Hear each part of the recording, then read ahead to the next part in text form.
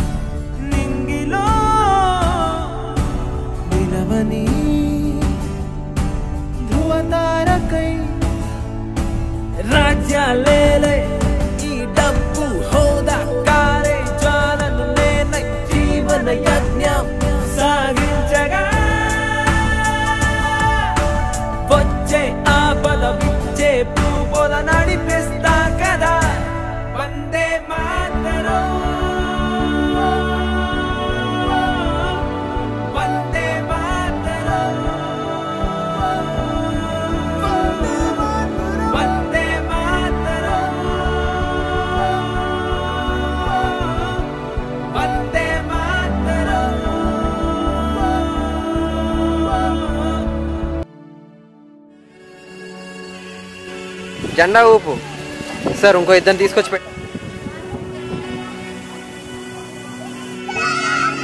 ఇప్పుడు సెల్యూట్ కొట్టు.